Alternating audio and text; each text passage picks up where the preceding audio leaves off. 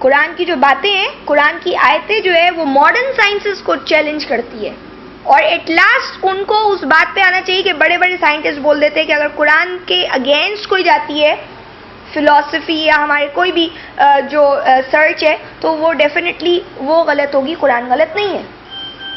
تو آپ سمجھتے یہ اس حساب سے آپ بات کو سمجھے کہ اس دور میں چونکہ جادوگری بڑی عروج پر تھی، تو اللہ تعالیٰ نے موسیٰ علیہ السلام کو جادو نہیں دیا تھا، معجزہ دیا تھا، نشانی دی تھی، جو لوگوں نے اس کو جادو کے نام سے کہنا شروع کر دیا. اور اب وہ جادوگر، اب آپ دیکھ لیں، آپ کو اور مجھے چونکہ یہ پتہ ہے اسٹوری کہ وہ سجدے میں گر پڑتے ہیں، وہ کیوں؟ وہ جان لیتے ہیں کہ یہ کوئی جادوگری نہیں ہے، یہ اللہ کی طرف سے بندہ ہے. اور آپ اور ہمارے لوگوں نے شاید یہ سمجھا کہ حضرت موسیٰ بھی جادو سکھانے والے، معاذ اللہ جادوگر تھے، کوئی بہت بڑے جادوگر تھے، دماغ سے نکال لے کہ وہ جادو کر رہے تھے یا ان کا کچھ جادو سے تعلق تھا. وہ اللہ کی نشانی دکھا رہے تھے، لوگ اسے جادو سمجھ رہے تھے. آج کوئی بھی چیز جب ان یوزول ہوتی ہے، یہاں تک کہ اگر کوئی اللہ کی بات کو ہی مان لیتا ہے تو لوگ اس کو سمجھنے لگتے ہیں کہ اس کے اوپر کسی نے جادو کر دیا، یہ کسی کے بہکاوے میں آ گیا، کیونکہ وہ ایک ایسا میریکل ہوتا ہے کہ وہ بندہ ویسے تو چینج نہیں ہو سکتا، ایسے کیسے چینج ہو گیا؟ تو لوگ اس کو کیا گرداننا شروع کر دیتے؟ جادو ہو گیا اس پہ. تو آج آپ ہمیں تو اس سے بڑی اچھی مثال ملتی ہے، ہر بات پہ تو بول دیتے جادو. اگر شوہر بیوی کی بات ماننا شروع کر دے تو کہتے یہ تو ہمارا تھا، آج یہ اس کا کیسے ہوگا؟ جادو پڑھا دیا اس سے.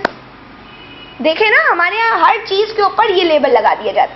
ادھر ہی جو بات بتائی جا رہی ہے کہ وہ جب ماہر جادوگر لائے، انہوں نے جادوگروں کا اسٹیٹمنٹ بھی یہی ہے کہ بھائی ہمیں تو بڑا کچھ ملے گا، وہ بھی اپنی کمائی کے نظریے سے آئے تھے، وہ کوئی حق دیکھنے یا کوئی ایسی بات نہیں تھی ان کے دماغ میں. اب دیکھیں کیا ہوا. 115 میں کہتے قولوا یا موسیٰ، انہوں نے کہا اے موسیٰ، اما ان تلقیا، یا یہ کہ آپ ڈالیں، و اما ان نکون نحن الملقین، یا یہ کہ ہم ہو جائیں ڈالنے والوں میں سے. آیت نمبر 116 قال القوا، موسیٰ علیہ السلام نے کہا تم ہی ڈالو. فلما القوا، تو جب انہوں نے ڈالا انہوں نے، سحروا اعین الناس، تو مسحور کر دیا ان کی، دیکھیں جادو کر دیا، اعین آنکھوں پر، الناسی لوگوں کے، واسترہبوہم اور مروب کر دیا ان کو، وجاؤ اور لائے وہ بسحر عظیم، زبردست جادو. یہ اللہ تعالیٰ بتا رہے ہیں، یہ اللہ کہہ رہے ہیں کہ وہ عظیم سحر لائے، یعنی وہ واقعی بڑے ایکسٹرا آرڈنری میجیشنز تھے. اچھا کہتے ہیں کہ کہا کہ ڈالو. اچھا جب موسیٰ علیہ السلام اور ان کا آمنا سامنا ہوا، کہا کہ آپ ڈالتے ہیں ہم ڈالیں؟ موسیٰ علیہ السلام نے بولا ڈالو. جب انہوں نے ڈالا تو انہوں نے لوگوں کی آنکھوں پہ جادو کر دیا، جس کو آپ کہتے ہیں آج ہپنوٹزم. اصل حقیقت کچھ نہیں ہوتی، جادو فیک ہوتا ہے. جادو سحر کا معنی جھوٹ ہے اور فریب ہے، صحیح ہے. تو اب جب لوگوں کی آنکھیں جو ہے وہ اس پہ جادو ہو گیا، لوگوں نے جو دیکھا کہ یہ اژدہا بن گیا یا یہ سانپ بن گیا، یہ جو بھی وہ لاٹھیاں اور ان کی رسیاں جو تھی. اور اگر آپ دیکھتے ہیں سورہ طٰہٰ میں اللہ تعالیٰ فرماتے ہیں 66 سے 69 میں، سورہ طٰہٰ 20 سورہ، اور اس میں اللہ تعالیٰ کہتے ہیں کہ یخیل الیہ من سحرہم انہا تسعی، خیال کیا گیا ان کی جادو کے اس پہ کہ وہ دوڑ رہی ہے. وہ جو جادو انہوں نے آنکھوں پہ کیا تھا تو وہ چیز جو لاٹھیاں اور جو رسیاں تھی وہ چونکہ وہ ایکچولی نہیں تھی، وہ مطلب وہ ایکچوئل میں حقیقت میں وہ کوئی سانپ یا اژدہا یا کوئی بھی چیز نہیں بنی تھی، بلکہ ان کی جادو کے زور سے لوگوں کی آنکھوں نے یہ دیکھا، یخیل خیال کیا گیا اس کی طرف کہ یہ دوڑ رہی ہے. اللہ تعالیٰ فرماتے ہیں فَأَوْجَسَ فِي نَفْسِهِ خِیفَةً مُوسیٰ 67 میں، تو محسوس کیا موسیٰ علیہ السلام نے اپنے نفس میں خوف.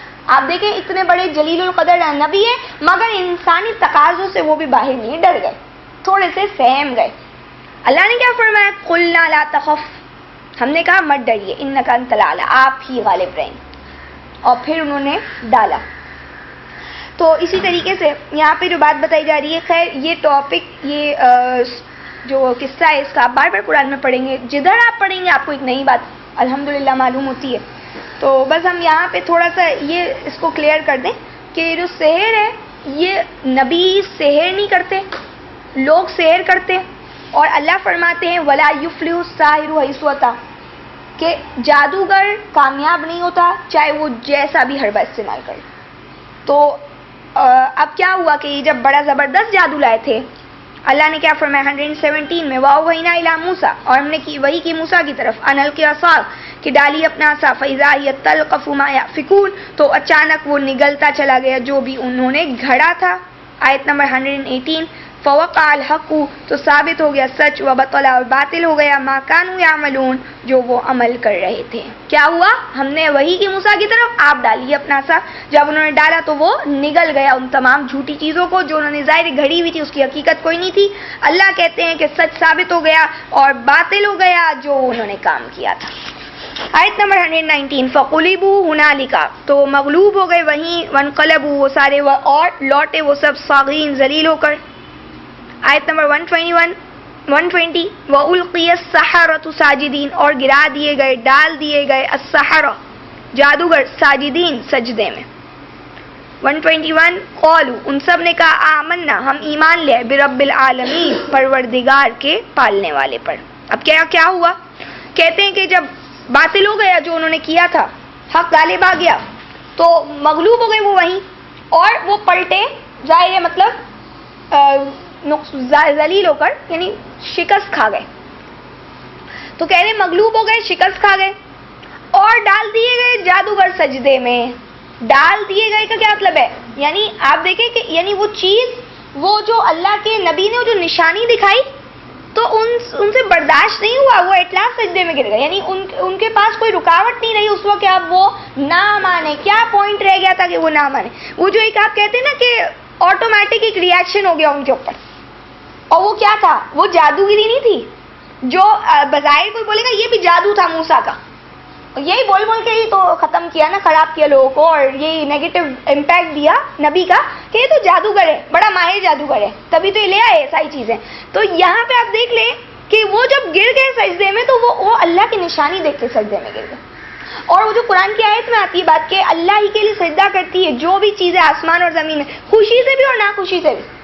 تو اگر وہ نہیں بھی چاہتے تھے تو انہوں نے سجدہ کیا، اور اللہ اپنے آگے سجدہ کروانا جانتے ہیں تو اللہ نے زبردستی ان سے سجدہ نہیں کرایا، ان کو نشانی دکھائی اور یہ اللہ کی بات کو مان گئے اور یہ سجدے میں گر گئے. حالانکہ اتنا پریشر تھا فرعون کا کہ کسی صورت بھی یہ کام نہیں کر سکتے تھے. اگر یہ بہت تو اپنے دل میں ایمان کو چھپا کے رکھتے، جیسے کہ آل فرعون کے ایک شخص نے، ایک مومن بندے نے ایمان کو چھپا کے رکھا تھا.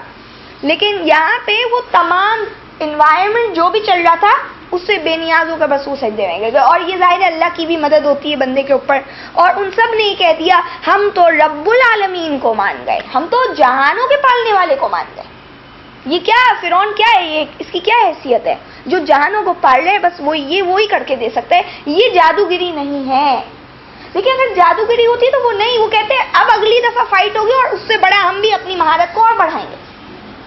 تو اس لیے پلیز اس کو مکس نہیں کرنا چاہیے. اور انبیاء پہ جادو نہیں ہوتا. اللہ کے بندے جو ایمان والے ہوتے ان کے اوپر جادو وغیرہ یہ تمام گندی چیزیں جو ہے وہ اثر نہیں کرتی، جو اللہ پہ بھروسہ رکھتے ہیں اور ایمان رکھتے ہیں. اور ہپنوٹزم کی جہاں تک بات ہے تو وہ آپ کے آنکھوں کے اوپر جو بھی ہو رہا ہے اس ایریا کے اوپر جادو کیا جاتا ہے اور آپ دیکھتے ہو تو آپ کو وہ لگتا ہے، آپ کے خیال کرتے ہو اس چیز کو. یہ نہیں ہوتا کہ آپ کا کوئی مائنڈ آپ اس کے کنٹرول میں کر لیتا ہے. تو جو مائنڈ کنٹرول کرنے والا پرابلم ہے نا، یہ ایمان والوں کے ساتھ انشاءاللہ نہیں ہوتا. اور اللہ تعالیٰ سیدھا کہتے ہیں کہ جو لوگ اللہ کو مانتے ہیں اور توکل کرتے ہیں، جو سورہ آپ نحل میں پڑھتے ہیں، تو ان کے اوپر یہ تمام چیزیں اثر نہیں کرتی ہیں. آیت نمبر 122 رب موسیٰ و ہارون، موسیٰ اور ہارون کا جو رب ہے، یعنی ہم مان گئے رب العالمین کو جو موسیٰ اور ہارون کے رب ہے.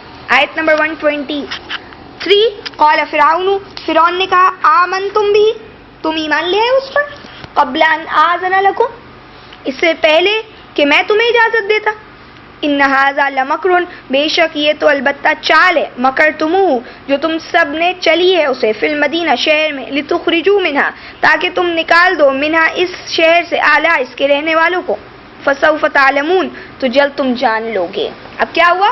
کہا فرعون نے تم ایمان لائے اس موسیٰ پر، اس اللہ پر. کیسے ایمان لے؟ اس سے پہلے کہ میں تمہیں اجازت دیتا، تمہاری جرأت کیسے ہوگی یہ کام کرنے کی؟ اور یہ تو تم لوگوں نے بڑی مل کر ایک چال چلی ہے شہر میں تاکہ تم اس شہر کے رہنے والوں کو اس میں سے نکال دو. تو ابھی جلد تمہیں پتہ چلے گا کیا ہونے والے تمہارے ساتھ. یعنی اب ظاہر ہے اپنی شکست جو ہے اس نے تسلیم تو نہیں کرنی تھی، تو یہ کہا کہ انہوں نے میرے خلاف چالیں چلی ہے اور یہ کیا ہے. آیت نمبر 124 لَأُقَطِّعَنَّ تو میں ضرور کاٹ دوں گا ایدیکم تمہارے ہاتھ وارجلکم اور تمہارے پیر من خلاف مخالف سم سے ثم لأصلبنکم اور پھر میں تم کو ضرور سولی دوں گا اجمعین سب کے سب کو. قالوا لا ضیر انہوں نے کہا قالوا انا الی ربنا منقلبون. آیت نمبر 125 انہوں نے کہا بے شک ہم اپنے رب کی طرف منقلبون پلٹائے جانے والے ہیں. اب کیا کہتے فرعون نے شروع کر دی اپنی کیا وہ دھمکیاں، جیسے کہ آج بھی ہمارے عام یہی ہوتا ہے. جیسے پیچھے آپ دیکھ رہے تھے جیسے شعیب کی قوم کے لوگ کہہ رہے تھے کہ اگر تم نے یہی ایمان وغیرہ کی باتیں کرنی ہے تو نکلو ہماری بستی سے، ان کو نکال دو. تو کہا کہ میں تو اب تمہارے ہاتھ پیر کاٹ دوں گا مخالف سم سے، اپوزٹ ڈائریکشن سے میں تمہارے ہاتھ اور پیر کاٹوں گا اور میں تم سب کو جو ہے نا وہ سولی دے دوں گا. تم نے یہ کس طریقے سے کیا ہے؟ تو کہا کہ ہمیں تو اپنے رب کی طرف پلٹ کے جانا ہے. اتنی جلدی اتنے بڑے ایمان کا ثبوت کون دیتا ہے؟